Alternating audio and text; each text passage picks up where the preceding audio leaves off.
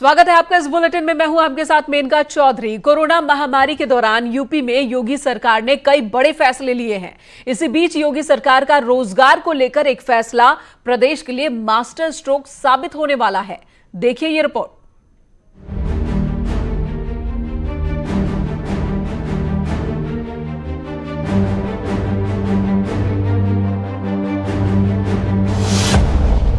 UP के गांव में ही रोजगार की तैयारी, नौकरी के लिए पलायन पर लगेगा ब्रेक। महामारी में सीएम योगी का मास्टर स्ट्रोक। कोरोना की महामारी से लड़ाई में योगी सरकार कई बड़े फैसले ले रही है। इसी बीच गांवों में हर हाथ रोजगार को लेकर योगी सरकार ने ऐतिहासिक फैसला लिया है। गांव को रोजगार का सबसे बड़ा हब बनाएगी सरकार। देश भर से आए 5 लाख से ज्यादा प्रवासी मजदूरों को सरकार नौकरी देगी। साथ ही वन डिस्ट्रिक्ट वन प्रोडक्ट के तहत ग्रामीण अर्थव्यवस्था को मजबूत बनाने पर जोर दिया जाएगा। पिछले 45 दिनों में देश के विभिन्न राज्यों से प्रदेश में जो आए हुए 5 लाख श्रमिक हैं, उनको स्थानीय स्तर पर रोजगार उपलब्ध कराने के उद्देश्य से उन्होंने समिति का गठन किया है। इसके लिए योगी सरकार ने कृषि उत्पादन आयुक्त की अध्यक्षता में 4 सदस्यीय कमेटी गठित कर दी है, जिसमें प्रमुख सचिव ग्राम्य विकास, प्रमुख सचिव पंचायती राज, प्रमुख सचिव कौशल विकास, प्रमुख सचिव लघु और मध्यम उद्योग शामिल हैं। ये कमेटी ग्रामीण क्षेत्रों में गरीबों, श्रमिकों और मजदूरों को रोजगार उपलब्ध कराएगी। समिति ODOP one district one product के तहत रोजगार सृजन के साथ साथ बैंक के माध्यम से जो लोन मेले आयोजित होते हैं वो भी सुनिश्चित करेगी। इसके अलावा महिला समूह समितियों को भी सरकार मदद करने के लिए फंड का प्रावधान करेगी। योगी सरकार का ग्रामीण अर्थव्यवस्था को मजबूत बनाने का ये फैसला सबका साथ, सबका विकास और सबको रोजगार की दिशा में मास्टर स्ट्रोक माना जा रहा है। Bureau report, news 18। कहते हैं कि विपरीत परिस्थितियों में ही सबसे अच्छे फैसले लिए जा सकते हैं। तो क्या इस वक्त उत्तर प्रदेश की सरकार कुछ ऐसा ही करती दिख रही है और क्या कुछ चैलेंजेस इस राह में हो सकते हैं, ये जानेंगे। इस वक्त हमारे खास मेहमान हमारे साथ जुड़ गए हैं चर्चा में। शेष नारायण सिंह है, वरिष्ठ पत्रकार हमारे साथ जुड़ गए हैं। डॉक्टर अनीस अंसारी हैं, पूर्व आईएएस हैं। नम्रता नारायण है, सामाजिक कार्यकर्ता। आप सभी का बहुत बहुत स्वागत न्यूज़ 18 पर। और सबसे पहले तो शेष नारायण जी, आपसे ही सवाल है कि जो फैसले, जो ऐलान आज किए गए, तो क्या ये माने कि आज की स्थिति जब ऐसी है, जब काम धंधा बंद पड़ा है, निर्माण की अपार संभावना है, 5 लाख मजदूर जो कि दूसरे राज्यों के भी हैं, यहां इस वक्त उत्तर प्रदेश में हैं, तो इन सब का इस्तेमाल हो सकता है और एक बहुत बड़े निर्माण हब के रूप में उत्तर प्रदेश को बनाने की तैयारी है?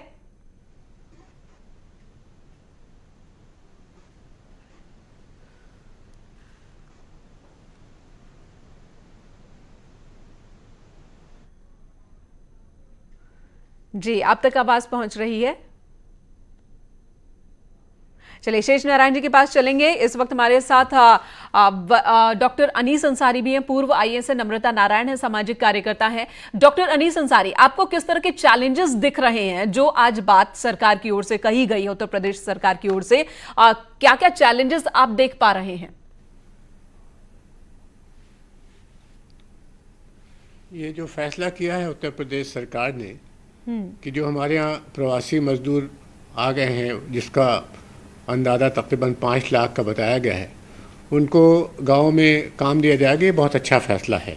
इस वक्त जो गरीब तबका है, प्रवासी मजदूरों का और दूसरे मजदूरों का भी, उनके पास बड़ी समस्या यही है कि रुपए उनके ख़त्म हो गए हैं, क्योंकि कारोबार सब ठप हो गए हैं। जिन शहरों में काम कर रहे थे उसमें सब तालाबंदी, लॉकडाउन हो गया है। तो ये बहुत अच्छा कदम उठाया है। इसमें एक चीज़ तो आएगी कि इनका आइडेंटिफिकेशन, जो मज़दूर हैं वो उनके पास कार्ड है या नहीं है। सरकार ने फैसला ये किया है कि उनके पास कार्ड नहीं भी होंगे तो भी उनको फौरी तौर पर ऑन द स्पॉट कार्ड बना दिए जाएंगे।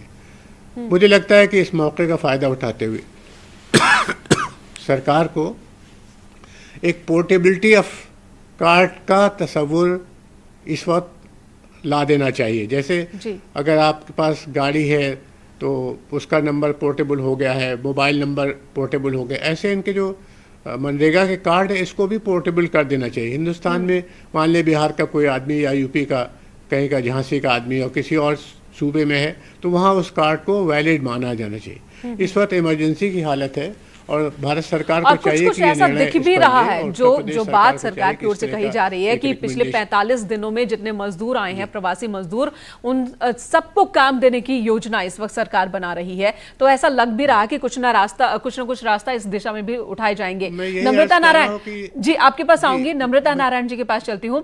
नम्रता नारायण जी, ये बताइए इस फैसले को और जो कदम इस वक्त सरकार उठाती हुई दिख रही है, आप किस तरह से देख रही है?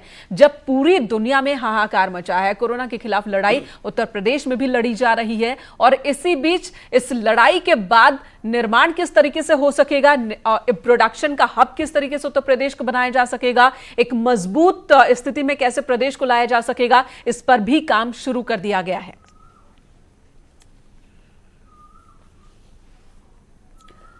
जी मेनका जी, सबसे बड़ी बात है कि जिस हालात में ये फैसला योगी सरकार की तरफ से लिया गया, ये बहुत बड़ी बात है। क्योंकि एक जो तबका, मैं पिछले जब से लॉकडाउन हुआ तब से ग्राउंड लेवल पे काम कर रही हूँ, जो माइग्रेंट लेबरर्स हैं हमारे दिल्ली एनसीआर में, उनकी समस्या देख रही हूँ। इस हालात में अगर योगी सरकार ये कहती है कि लेबरर को कहीं जाने की जरूरत नहीं है, आपके उत्तर प्रदेश में ही आपको रोजगार मिलेगा और अपने गांव में मिलेगा, ये बहुत बड़ी बात है। क्योंकि गांव में अवसर नहीं है तभी तो ये माइग्रेट होते हैं और एक्सप्लॉयटेशन के शिकार होते हैं। यहाँ पर मेनका जी, मैंने यहाँ पर कई लेबरर से बात की, उनका कहना था कि जो उनको कॉन्ट्रैक्टर लेकर के आए थे आज उसका अता पता नहीं है, उसने फोन बंद कर लिया है, 2-3 महीने जो उससे काम लिए उसके पैसे नहीं दिए, कोई अकाउंटेबिलिटी इनकी नहीं है, कोई इनका स्टैटिक रिपोर्ट नहीं है गवर्नमेंट के बाद। और बिल्कुल, और ऐसे वक्त में जब कई प्रदेशों को हम देख रहे हैं नम्रता जी, कई राज्यों को हम देख रहे हैं कि वो मजदूरों को अपने यहां नहीं रखना चाहते और उस वक्त उत्तर प्रदेश की सरकार न सिर्फ इनके बारे में, इनके भरण पोषण के बारे में सोच रही है, बल्कि इनको अपनी अर्थव्यवस्था, अपने प्रदेश का मुख्य आधार बनाने के बारे में सोच रही है। तो वाकई ये एक बड़ी बात है। आशीष नारायण जी हमारे साथ जुड़ चुके हैं, एक बार फिर से उनका रुख करूंगी। आशीष नारायण जी, जो फैसले, जो बात उत्तर प्रदेश सरकार की ओर से रखी जा रही है कि हम खासकर गांवों से पूरे प्रदेश को मजबूत बनाने की बात हो रही है, लेकिन पहले गांव को, उसका जो बेस है वो गांव होगा, मजदूर होंगे, वो मजदूर जिन पर नजरें अभी तक किसी की नहीं पड़ती थी। नहीं, वो मजदूर गांव में ये जो बातें अब तक कही जाती है उन बातों को आप भूल जाइए। वो पिछले 50 साल से लोग कह रहे हैं कि हम बड़ा मजबूत करेंगे, ये करेंगे। जो आज फैसला लिया है योगी सरकार ने, उस फैसले का सीधा सीधा महत्व ये है कि उन्होंने 4 अफसरों को तैनात किया है कि तुम लोग हर अपने स्टेट में जो काम यहाँ आके करते हैं, नोएडा, ग्रेटर नोएडा, दिल्ली, गुड़गांव, गाजियाबाद, सूरत, भिवंडी और बंबई, यही जाते हैं यूपी के लोग। और वो लोग सब किसान के बच्चे होते हैं, जमीन सबके पास होती है, लेकिन गांव में काम करने में शर्माते हैं तो वहां चले जाते हैं फैक्ट्री में काम करने। उनको कहा है कि स्मॉल यूनिट्स में यहाँ 5 मजदूर की 6 लेबर की यूनिट्स यहाँ लगी हुई है ग्रेटर नोएडा में जहां मैं रहता हूँ, तो उसी तरह की यूनिट तुम हर जिले में लगा दो। तो अब उसमें सरकारी ब्यूरोक्रेसी और जो स्कीम लगेगी, योजना बनेगी, और जो आज 70 साल से हो रही वो उसमें नहीं है। उनके सामने एक टास्क फोर्स है कि आप इन लोगों को यहीं पे काम देंगे जो काम यहाँ होता है। जैसे यहाँ बटन लग रहा है, कपड़े सिले जा रहे हैं, यहाँ पे स्क्रू ड्राइवर बन रहा है, छोटी छोटी यूनिट्स हैं। उसमें कौन कौन अफसर है? एक तो पंचायती राज का अफसर है, एक एग्रीकल्चर प्रोड्यूस कमिश्नर है, और एक स्किल डेवलपमेंट का आला अफसर है, और एक छोटे उद्योगों का, स्मॉल एंड मीडियम इंडस्ट्रीज का, माइक्रो इंडस्ट्रीज का जो प्रिंसिपल सेक्रेटरी है।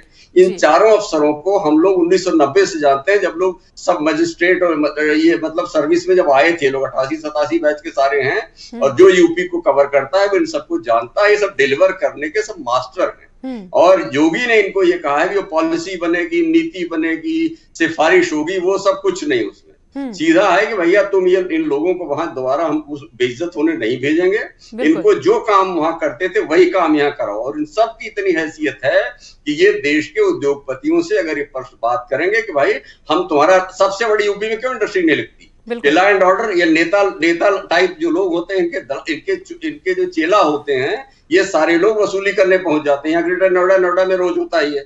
और अगर इन्होंने उनको law and order provide secure कर दिया और उन्होंने 24 घंटे की बिजली कर दी, टेली कम्युनिकेशन का मामला है, तो ये चारों उसी के तो एक्सपर्ट हैं। मनोज कुमार सिंह को मैं जानता हूँ, राधा चौहान को हम जानते हैं, आलोक सिन्हा को हम जानते हैं, नवनीत सहगल को हम जानते हैं। ये लोग डिलीवर करेंगे। यही उत्तर प्रदेश की जो सड़क है यहाँ अखिलेश यादव ने जो बनाई आगरा से लखनऊ तक वाली, इसको कैसे डिलीवर किया था नोएडा में मनोज। शेष नारायण जी, पिछले दिनों ही औद्योगिक विकास मंत्री ने उत्तर प्रदेश के सतीश महाना ने कहा था कि यूपी में इतनी क्षमता है कि विदेशी निवेश के लिए भी यह प्रदेश सबसे मुफीद पूरे भारत में बन सकता है। वो अरे वो एक मिनट वो सब गालते दिमाग से हमको निकाल देना है। किस मंत्री ने क्या कहा था वो सब भूल जाइए। हाँ। आज इस वक्त फायर फाइटिंग है, वॉर की सिचुएशन है, और आज उत्तर प्रदेश के मुख्यमंत्री ने 4 कॉम्पिटेंट अफसरों को जो डिलीवर करने के एक्सपर्ट हैं उनसे कहा है कि तुम इन लोगों को, लड़कों को यहीं पे नौकरी देने का जुगाड़ करो जी। और मैं जानता हूं गांधी बाबा ने यही तो कहा था, ग्राम स्वराज में सीधा लिखा था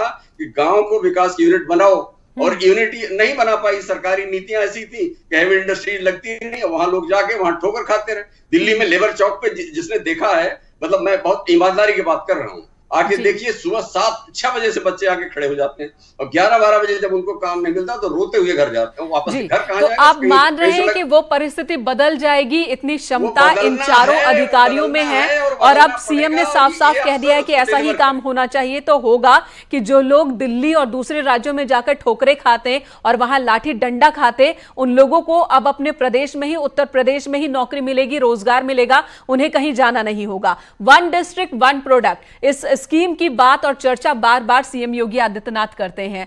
यह स्कीम ऐसा कि 75 जिले जो हैं उत्तर प्रदेश के, तो 75 प्रोडक्ट्स उसमें परफेक्ट हो जाना है, और अलग अलग जिलों की अपनी एक खासियत, इस पर लगातार काम कर रही है योगी सरकार। और इस योजना के तहत भी इन मजदूरों को काम देने की बात हो रही है। ये कुछ सुनने में वैसा ही लगता है जैसे चीन के लिए कहते हैं कि चीन में एक गांव है, वो एक प्रोडक्ट का बनाने का काम करता है। अगर कोई बटन बना रहा है तो पूरा गांव बटन बनाता है, अगर कोई सिलाई कर रहा है तो वो पूरा जो प्रांत है वो सिलाई करता है। कुछ वैसी ही तस्वीर उत्तर प्रदेश में भी बनाने की कोशिश हो रही है क्या? जब चीन प्रोडक्शन के मामले में चीन दुनिया का भरोसा खोता जा रहा है, तो भारत में उत्तर प्रदेश उस भरोसे को पाएगा क्या?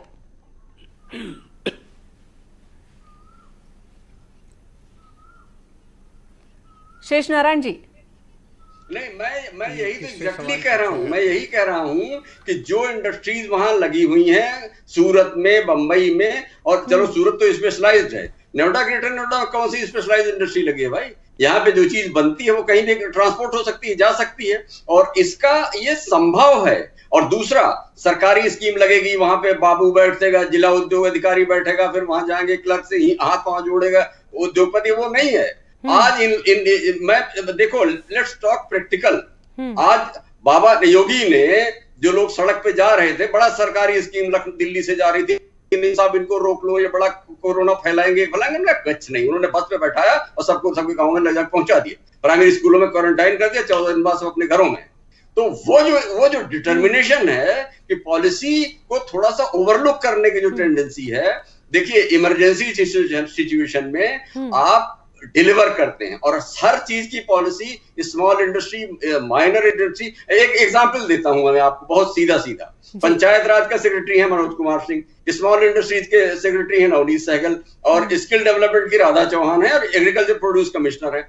आज जितना गेहूं उत्तर प्रदेश में आज पड़ा हुआ है, तैयार हुआ है, और उसको अगर ये एडिशन करके फ्लोर मिल लगा के, आटे की मिल लगा के, मिलों में पैक, आरटीसी से हाथ पांव जोड़ के अफसर लोग लगवा सकते हैं, इनको मैं जानता हूं। और के साहब एक मिल यार यहाँ लगा दो कहीं, और वो मिल कितने टाइम में लगेगी? 6 महीने में लग जाएगी।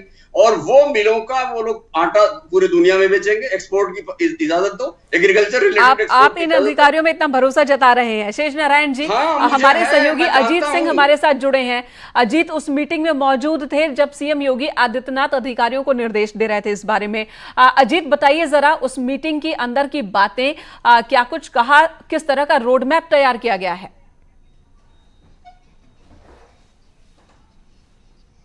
देखिए, बिल्कुल जिस तरह हमारे वरिष्ठ पत्रकार हैं शेष नारायण जी बता रहे थे, सीएम योगी ने जो बात कही है, पहले उन्होंने तो रणनीति अच्छी बनाई और फिर रणनीति को फॉलो करने के लिए अच्छे अफसरों की तैनाती की। और सीएम ने साफ तौर पर कहा कि जो 5 लाख से अधिक मजदूर हैं, अब ये हमारे दूसरे प्रांतों में नहीं जाएंगे, हम इन्हें इनके घर में रोजगार देंगे। अगर ये स्वरोजगार चाहेंगे तो स्वरोजगार देंगे। और बाकायदा निर्देशित किया वित्त विभाग से लेकर जो और सारे विभाग हैं कि ओडीओपी के जरिए बैंकों से भी कंसल्ट करेंगे, लोन के मेले लगाएंगे। अगर ये अपना ई रिक्शा खरीदना चाहते हैं, दुकान डालना चाहते हैं, आटा चक्की डालना चाहते हैं, कुछ और करना चाहते हैं, तो सरकार इनकी पूरी मदद करेगी। लेकिन इन्हें अब बाहर जाने की जरूरत नहीं होगी। और 5 लाख से अधिक ऐसे मजदूर हैं जो दूसरे राज्यों में, दूसरे देश में, प्रदेश में, उत्तर प्रदेश के लोग काम करते थे। और जब लॉकडाउन हुआ तो सड़कों पर जो भीड़ हुई और लोगों का जो सहयोग नहीं मिला, उसको लेकर सीएम ने एक बड़ा फैसला किया और कहा कि हम अपने लोगों की सुरक्षा करना जानते हैं। लिहाजा उन्होंने 4 बड़े अफसरों को, प्रमुख सचिव पंचायती राज, ग्राम विकास, लघु एवं सूक्ष्म उद्योग, कौशल विकास,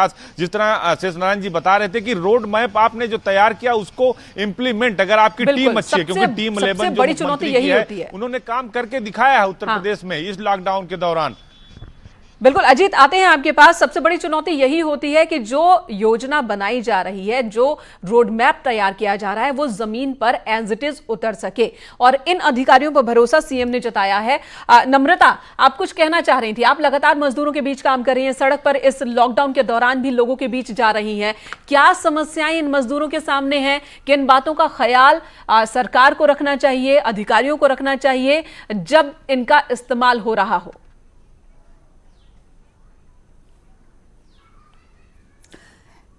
देखिए मेनका जी, सबसे बड़ी प्रॉब्लम है कि यूपी बिहार से काफ़ी तादाद में जो ये माइग्रेंट लेबरर्स आते हैं, इनको लेकर यहाँ पे आ जाता है, इनसे काम लिया जाता है, लेकिन इनको कितना वेजेस मिलेगा, इनकी क्या सिक्योरिटी होगी, ये कोई इसका माई बाप नहीं है, यानी कि कोई इसकी जिम्मेदारी लेने को तैयार नहीं है। यही वजह हुआ कि महाराष्ट्र में भी इनको इग्नोर किया गया, दिल्ली में भी इग्नोर किया गया। जो भरोसे से आते हैं उनका भरोसा तोड़ दिया गया। मैं कई मजदूरों से मिली हूं, अब उनका कहना है कि अब हम नहीं आएंगे। और यहाँ पर अगर इस हालत में योगी सरकार उन्हें उनके ही गांव में रोजगार देती है तो एक बहुत बड़ा काम है। अभी बात हो रही थी कि हर राज्य में एक प्रोडक्ट होगा, 1 डिस्ट्रिक्ट 1 प्रोडक्ट। देखिए उत्तर प्रदेश में अब बहुत बड़ा एक हब है जहां पर कि आप हैंडीक्राफ्ट्स पूरे विश्व में यहां से निकाल सकते हो। तो यहां पर मार्केट की कमी नहीं है, मार्केट पे एक रूट करने की जरूरत है। हमारे जो लेबर, तो अभी जो रोड मैप बनता दिख रहा है, नम्रता, आपको लगता है कि इस रोड मैप में उस सेक्टर को कैटर किया गया है? आप कह रही हैं कि एक जो मार्केट, ठीक है, मार्केट तो पूरी दुनिया, अगर हम भदोई की बात कर लें, अगर हम कन्नौज की बात कर लें, यहाँ के प्रोडक्ट्स की डिमांड पूरे विश्व में है। तो इस चीज पर बहुत ज्यादा फोकस पहले नहीं हुआ, अब आपको लग रहा है कि इस रोड मैप में वो सारी चीजें हैं? देखिए मेरी संस्था पिछले 2 साल से इसी पर काम कर रही है कि हिंदुस्तान में लेबर की कमी नहीं है, हिंदुस्तान में स्किल की कमी नहीं है। कमी सिर्फ क्या है कि हमें पॉलिशिंग की जरूरत है और उसको मार्केट देने की जरूरत है। ये सरकार से नहीं हो रहा था। अगर सरकार इस रोड मैप पर काम कर रही है तो हमारे यहाँ न रोजगार की कमी होगी और हम आसानी से इंटरनेशनल मार्केट में जा सकते हो, क्योंकि हमारे यहाँ की जो प्रोडक्ट है वो इंटरनेशनल मार्केट में डिमांड है। एक आप स्टैटिक देखोगे तो हम उतनी मीट डिमांड फुलफिल नहीं कर पा रहे जितना कि एक्सपोर्ट में जरूरत है। तो हम बिल्कुल, यानी कि नम्रता, इस वक्त जब बहुत हम बुरे दौर से गुजर रहे हैं, कह सकते हैं, कोरोना से लड़ रहे हैं, महामारी से लड़ रहे हैं, और इस वक्त का इस्तेमाल किया जा सकता है एक बेहतरीन निर्माण के लिए, सृजन के लिए। आप ये कह रही हैं कि इस वक्त ये जो बुरा वक्त है, ये मौका भी लेकर आया हमारे लिए। शेष नारायण जी, आपके पास लौटूंगी, लेकिन अनीश अंसारी जी कुछ कहना चाह रहे हैं। डॉक्टर अनीश जी, ये बताइए जरा कि रोड मैप की जो बात हो रही है, उस किस तरह का ये रोड मैप हो सकता है? क्योंकि आप सिस्टम के अंदर रह चुके हैं, आप काम कर चुके हैं, सिस्टम कैसे काम करता है आप बखूबी बता सकते हैं। जो अभी फौरी तौर पर जो काम करने की ज़रूरत है वो तो रबी की फसल की कटाई और ख़रीफ की बुआई, ये दो चीज़ें टाइमली करनी पड़ेंगी। 2-2.5 महीने के अरसे में ही ये दोनों ऑपरेशंस होंगे। इसके लिए जो मज़दूर चले जाते हैं गांव छोड़ के बाहर के शहरों में, ख़ास तौर से दिल्ली के NCR के इलाके में और बम्बई में, एक 10 लाख के करीब NCR में है और 10 लाख के करीब बम्बई में, तो 20 लाख मजदूर हैं जो चले जाते हैं। अब वो लोग वहाँ पर बेरोज़गार हो गए, काम नहीं हो रहा है। इनको लाने की कोशिश करना चाहिए कि अपने गांव में आ जाएं ताकि कटाई वाला के जो ऑपरेशन वो हो सके। ये खुशी की बात है कि सरकार ने मिनिमम वेजेस को 210 रुपये कर दिया है। अगर ये गारंटी कर सकें कि ये 210 रुपये हर आदमी को मिलेंगे तो बहुत बड़ा अचीवमेंट होगा, क्योंकि होगा इस वक्त ये कि काम करने वाले हाथ बहुत हो जाएंगे और डिमांड उतनी नहीं होगी। तो बीच के जो लोग हैं जो होशियार होते हैं, बिचौलिए टाइप के, काइयाँ टाइप के, ये इसका फ़ायदा उठा के मज़दूरों को औने पौने मजदूरी देने की कोशिश करेंगे। तो एक तो इस पर चेक रहना चाहिए, इसकी सोशल ऑडिटिंग की ज़रूरत है। खाली प्रधान की मशीनरी नहीं, खाली वार्ड के लोगों की मशीनरी नहीं, बल्कि जो समाज से अच्छे लोग हैं उनकी भी जिम्मेदारी लगाना चाहिए कि वो चेक करें कि लोगों को सही तरीके से पेमेंट किया जा रहा है। दूसरी, इसके इस वक्त लिखा पढ़ी पे बहुत ज़्यादा जोर न दें क्योंकि इमरजेंसी है। ये अगर ढूंढते फिरेंगे कि इसका कार्ड है कि नहीं है मनरेगा का, तो प्रॉब्लम आएगी। इसको मान लेना चाहिए कि जो भी बातें इस बारे में भी क्लियर की गई हैं कि कुछ रजिस्टर रखे जाएंगे जिसमें मजदूरों के बारे में और साथ ही उनके स्किल्स के बारे में भी डिटेल रखने की बात भी हो रही है। उम्मीद करेंगे कि आप जिन पॉइंट्स को गिना रहे हैं उन पॉइंट्स पर सारे अधिकारियों का ध्यान होगा इस वक्त। शेष नारायण जी, आप कुछ कहना चाह रहे हैं? मुझे कंप्लीट करने, मैं ये कह रहा हूँ कि जो आज के, मैडम जरा हमें तो कहने दीजिए, आप हमारी बात आऊंगी। डॉक्टर अनीस जी आऊंगी आपके पास। शेष नारायण जी कुछ कह रहे हैं? एकदम जो नम्रता ने बात कही है, आज स्थिति एकदम बदल गई है। आज एक ही सफ में खड़े हो गए महमूद और अयाज, न कोई बंदा रहा न कोई बंदा नवाज। आज स्थिति यह है कि ये जो लोग जो आएंगे ये मजदूरी करने, वहां ये सब अपर क्लास के लोगों के लड़के हैं, ये मजदूरी गांव में नहीं करते। यही तो सारा रोना है कि जाके वहां पे 250-300 रुपए में, यहाँ ग्रेटर नोएडा में मजदूर चौक पे दिन भर खड़े रहते हैं, काम नहीं मिलता तो रोते हुए घर जाते हैं। ये मजदूरी वहाँ नहीं करेंगे। ये वो गांव में अगर काम करते तो आज जहां तक कटाई वटाई की बात है वो सब हो गई है, सबका गेहूं घर आ गया। हमारा अपना पर्सनल मैं जानता हूँ, और 3 मजदूर लगे, सभी बहुत बड़ा मशीन आती है पंजाब या कहीं से आती है, काट के घर पे पहुंचा देती, वो सब हो चुका है। अब इस वक्त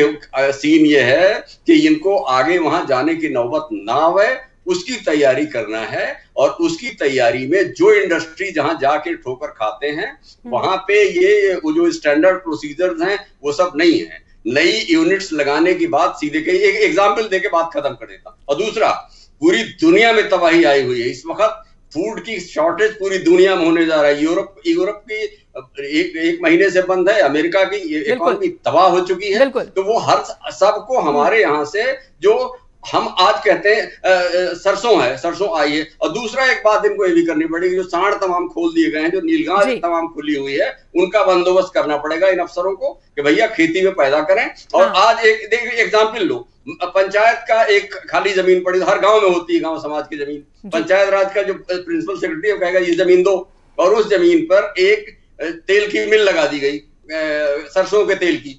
और साहब इस वाले यूनिट वाले सेक्रेटरी ने कहा था कि ये लग गई, जाओ ये लग गई, और उसको पैकिंग हो गई, वो भेज दी गई। तो बाजार की जहां तक सवाल है, इनको बाजार इंश्योर करना है और बाजार इंश्योर करना है। ठीक। और बाकी दुनिया बदल जाएगी, देखते रहिए। और ये शेष नारायण जी, ठीक है। अनीस अंसारी कुछ कहना चाह रहे हैं, बहुत कम वक्त है जी, कहिए। जी मैं 2 बातें कह रहा हूँ। एक तो ये कि जो 1 डिस्ट्रिक्ट 1 प्रोडक्ट की जो स्कीम है, ये इसका आइडिया बहुत अच्छा है, और ये चाइना के विलेज और ट्रेड का जो सिस्टम है उसके बुनियाद पर आधारित है। अच्छी स्कीम है। लेकिन हमारी प्रॉब्लम MSME, हमारी स्कीम जो है, जो 1 डिस्ट्रिक्ट 1 प्रोडक्ट की स्कीम है, इसमें जो हैंड होल्डिंग करना चाहिए सरकार को मार्केट लाने के लिए। आप भी वही बात कह रहे हैं जो शेष नारायण जी कह रहे हैं। जी डॉक्टर अनीस जी, आ गई आपकी बात।